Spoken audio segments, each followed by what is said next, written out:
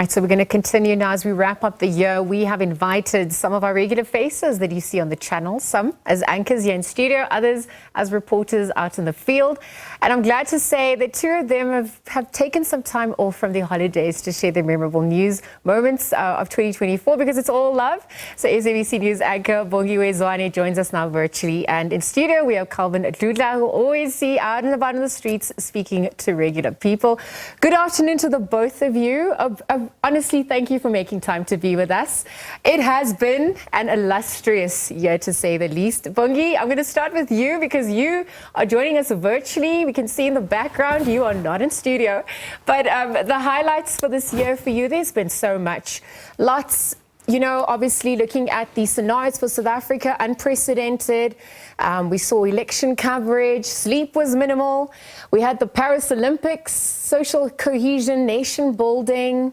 But I mean, you have been hauling it out this entire year. What stood out for you? Good afternoon, Lisa, and I'm glad it's Calvin who's joining me because I'm in our hometown, so he knows exactly great. where I am. So it's really, what a year, hey? And you speak about sleep. I only realized 2 days ago just how minimal sleep we've all been getting this year. It's been quite intense, I must say. And some of the stories for me that were big, I mean, one definitely has to be our elections, Lisa, because we didn't know how things were going to go. We had no idea, but there was a talk of an arrangement like we have right now, but also others were talking about the ANC dipping. And then you also had a number of other experts as well who were talking about the fact that, no, the ANC may just be able to hold its own and be above 50. So certainly there was a lot of people on edge about what would happen. And then you saw Bongiwe Zwane coming into the fray as well. So it was one of those elections that you knew that even if you were not on set at the time or you're not on air, you always needed to be glued to SABC in order to get, minute by minute updates, because everything was happening. I was listening to Thabiso, for example, now saying that while in Stilfontein, it was so busy that he had to be kept abreast with each and every single, update and make sure that as the story develops, he also develops with the story. It was exactly the same thing with the elections, because the elections were happening, political parties were at the rock, everything was happening. You needed to know, even if you're not on air at the time, you needed to know and listen to what they have to say, because therein lay the answers and what our country would look like post the elections. And a number of them were talking about this arrangement. To think about Helen Zille, for example, who already was talking about this government of national unity, a coalition of some sorts. And now here we are. And I still say that was one of the most memorable stories. And you think about Pravin Gordhan as well, his funeral, that was another big story. Yes, thanks, Bongi. We're going to delve into that a little bit more, because you were obviously in his hometown and you were covering that. But Calvin's also here in studio. Calvin, you heard she's in your hometown joining us at this hour. But Calvin, you've been reflecting human interest stories throughout the year, come rain or shine.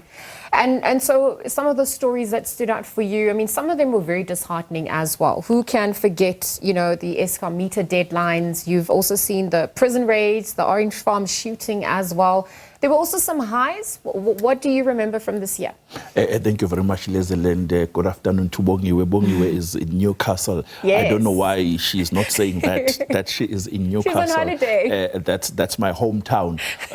She is in Newcastle and she's spending holidays there. Thank you very much, Bongiwe, for visiting my hometown. Okay, I think let me start by saying that there has been some highs and lows as a reporter, because I joined the team in February, at the end of February. So this was something that I liked, going out and talking to people. I remember when I was still doing Zulu News as a producer, I always wanted to go and cover stories. And I have to tell you about the prison raid. Yes. In Johannesburg Correctional Center, popularly known as Sun City. I went there with our video journalist, Calvin Dludla, at night. It's cold there, and you could imagine waking people up at around 11, telling them to get out, and some of them are not aware of what is happening, and some of them are old, as you can see on these visuals, a raid in Sun City. That's one of the stories that I covered and I enjoyed so much. The feeling or the feel of the prison is different from where we are. You could hear sniffer dogs, police officers. You could see prison wardens asking officials to get up, and it's tough to be in that place. And I remember very well in that crossing, I think I was on air for almost 30 minutes, Listen, in that space. And I was talking alone. I didn't know that actually when you are a reporter, you don't have to have a guest at some point. You need to talk alone, and you have to make sense to people at home. I was like, no, they're saying, Calvin, please, we are letting you.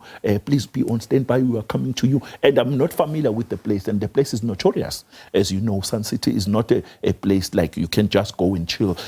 It was scary. And people, police officers getting there, trying to get things, as you can see, cell phones and other items that were not allowed, contrabands that were not allowed to be in that prison. It was cold, as you can see. I was wearing a jacket in that, and people crying in that space, saying that they are being abused. And we have to report. We had to report facts. We had to be factual. We had to be on point. Fortunately for SABC, when I watch this clip, it's one of the most watched videos on YouTube. So I enjoyed it. It was training because I had to come back at the office and package for Morning Live. It was training, but I told myself that, okay, this is the job that I chose, and I will make sure. Fortunately enough, the person that I was with, Calvin Dludla, did the wonders.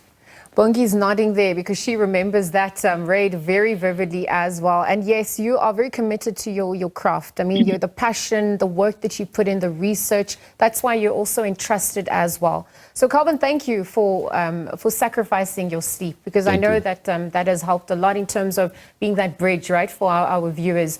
Bongi, you alluded to this earlier on, but you were part of the integral coverage of Calvin Dludla, who passed away from cancer. And then a month later, Tito Mboweni passed away as well. So this year's, there's been lots of losses and goodbyes. Any moments that stood out for you with regards to some lessons learned from them as leaders? What we should be using perhaps to navigate for the year to come as well? Lizo, I have to say to Calvin, well done. I remember that raid very well. We covered it extensively on the Full View, and he did a sterling job, as always. And you think about these two funerals, Lizo, and you listen to some of the speeches from the people that were speaking at these funerals, particularly when you listen to Pravin Gordon's funeral and you listen to Tito Mboweni's funerals. People spoke about, one, they were minimalists. They were stickler for processes. They made sure that it was not about them, but it was about the job at hand.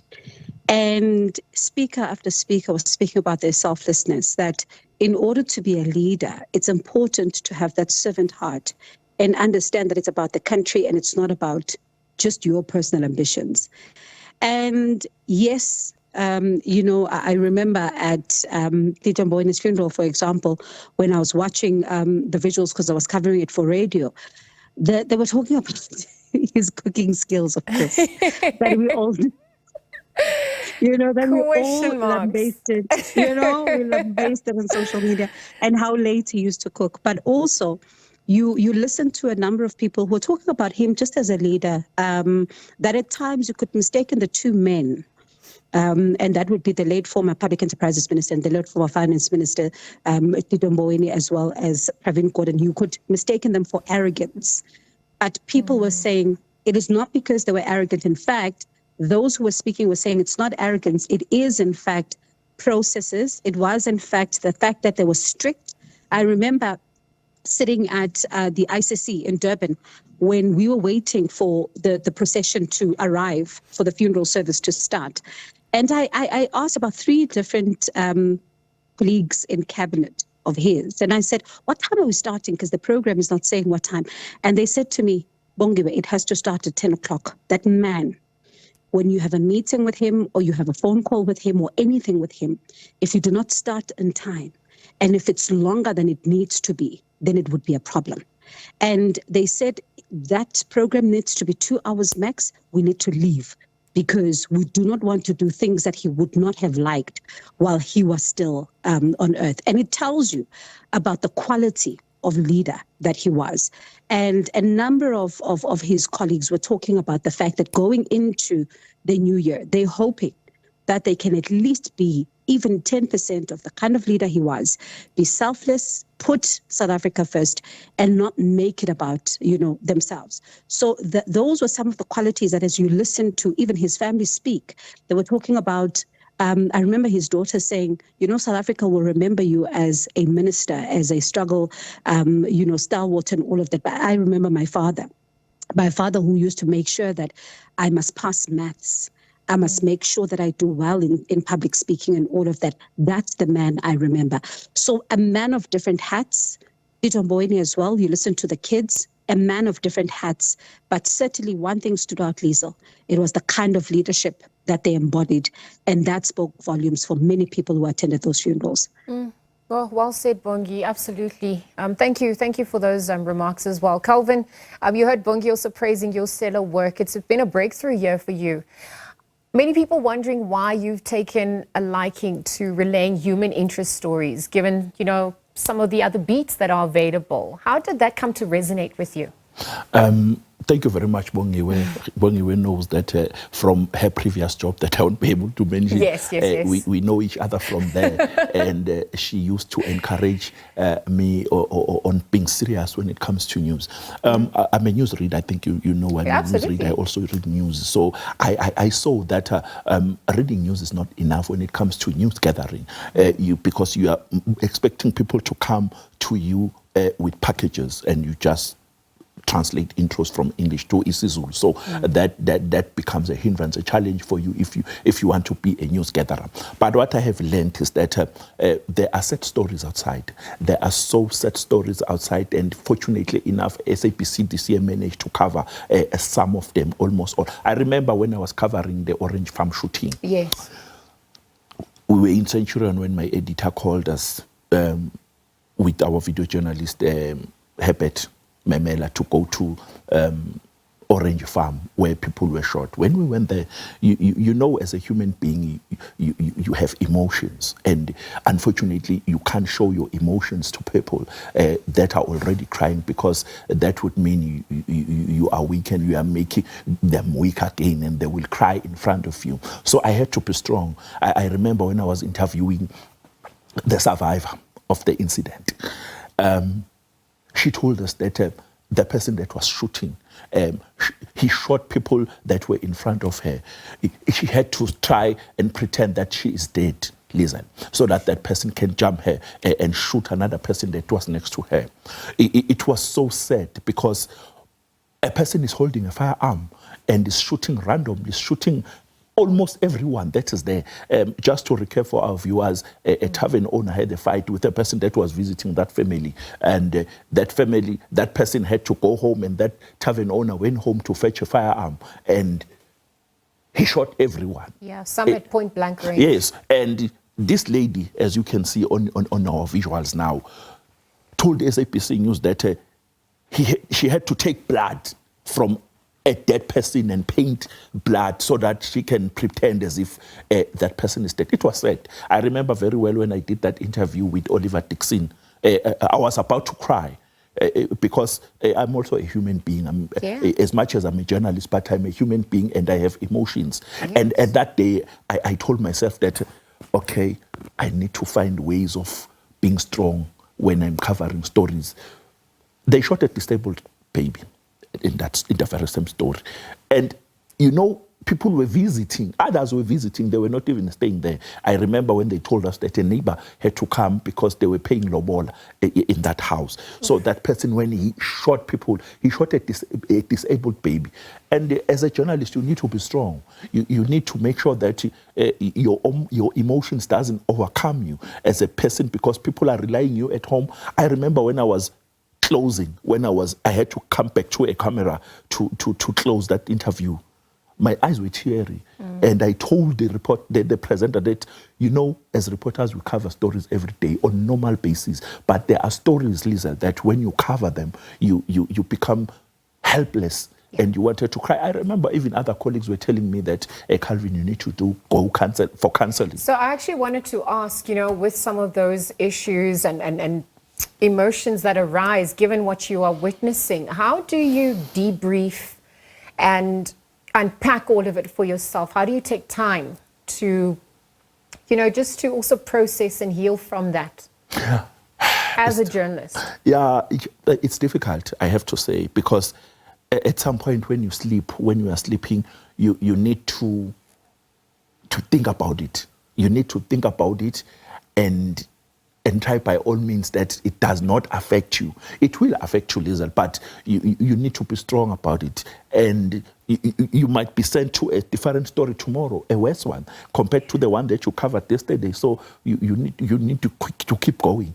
And it was difficult, I have to say, because when I spoke to that person, as journalists, we take contacts and we keep on communicating with those people, our sources, so that we can be able to get more on that story. And the sad part is that you keep on nagging them about what is happening because you need the developments of the story. You need to, as much as they are in pain, but as a journalist, you need a story. You need to be to have that passion, and you need to be so sincere and apologetic to them that, okay, I understand that this is the situation that you are facing, but unfortunately, as a reporter, I have this.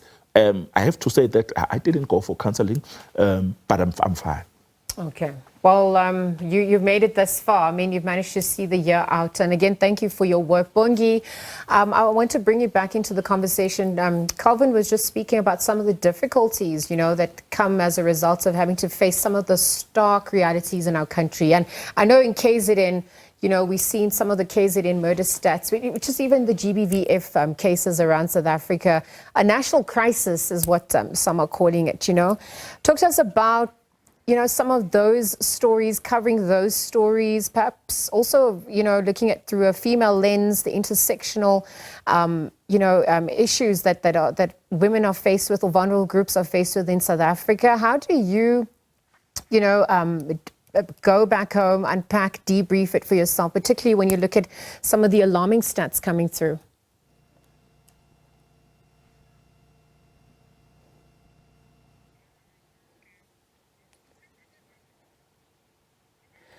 Okay, Bongi, we're just going to reestablish that connection with Calvin. But now you've obviously followed stories. We know that they don't just end, okay, Bongi's back. Bongi, if you can hear me, Calvin was relaying some of the harsh realities, that he has to face and deal with on the field, especially when the stories are grim.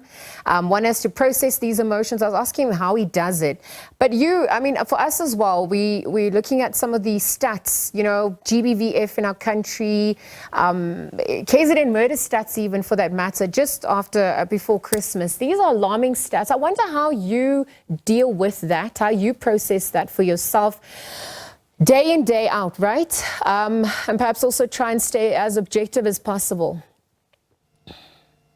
Sure, Liesl, that's one of the toughest questions. And I think that you and I can relate, because we read these intros, we watch these packages, and then we have to almost compose ourselves for the viewers and not show that something's going wrong. It's so hard. It's very hard, I must say. I've had stories where people would send me messages and say, your eyes are teary. Are you okay? Oh. It is because there's a human being on the other side of the camera, and that's us. And when you see a child, you're a parent, you're a sister, you're an uncle, you're an aunt, it's hard to hear of a 5-year-old being murdered, to hear of a man taking a gun or stabbing. Think about that story, for example, that Sipho Lawrence story that was trending. And you put yourself on the shoes of that woman who had no idea that would happen, right? And then you think about his state of mind at the time. And you ask yourself, now a child is left without parents because of such. And it's one of many stories that we keep on hearing about in our country each and every single day. It is so difficult to process what's going on. And at times when you're sitting there as an anchor, you have all these questions, you have all these conversations that you have with activists and experts and all of that. But ultimately, when you come off set and you take off your earpiece and your mic and everything, it's heavy.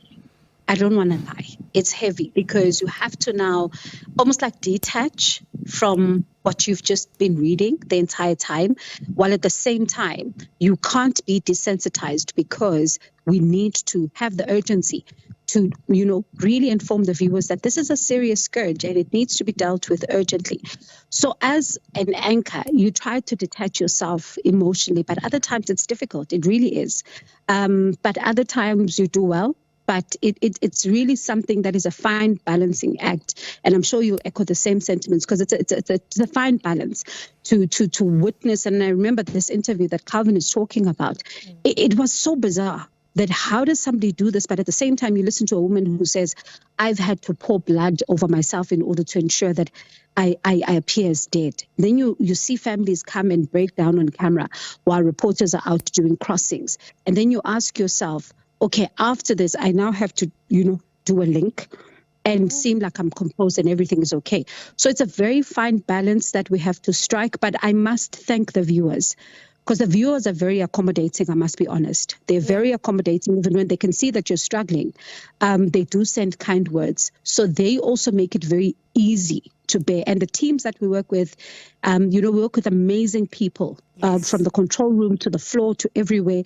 We work with the most amazing people who are very quick with a glass of water, very quick with a tissue, very quick with anything when you need it. So that support system is also critical because it's not only just an anchor. Yes, it's an anchor you see, but there's a community around us that really makes us be able to bring the news and makes it at least a bit easier to bear. No, absolutely, Bongi. Couldn't have said it any better. It's the week ahead, so I need to also look at the week ahead, and time is running out. So just very quickly, what are you looking forward to the most? I mean, you're on holiday now, so we're looking forward to having you back. But when you do return, when you do come back, what's going to be some of those exciting things you're looking forward to? Can I just say more human interest stories from Calvin, more positive news, more stuff that gives us hope about our nation, and just good news. Yes, there's a lot that we have to cover when it comes to the bad and all of that and the balance, but I'm looking forward to some good news. Okay, Bongi has said it. Calvin, what do you want to reply on the back of what she's echoed? Thank you very much, Bongi. Well, happy holidays. I know they will treat you well at home. Newcastle is your home from now. Happy holidays. And Lizel, what I can say is that we are looking forward to now New Year. Yes. I'll be deployed in Hillbrow on the 31st at night, just to monitor the situation. People throw things, their equipment, they throw their fridges out from their flats and everything during the 31st, on the 31st at night before they cross over to the new year. I don't know why. So I'm doing that. I'll be there on the 31st to monitor the situation. What I'm looking for I think I need to grow more. As a journalist, as a reporter, because this is what I like. This year I had challenges of maybe the call time. Sometimes it's 6 a.m. You need to be here early as possible. But I think we will try as a SABC News to make sure that we deliver proper news to our viewers. Because it's all about the work needing to be done well, and needing to be done well with all of us in mind.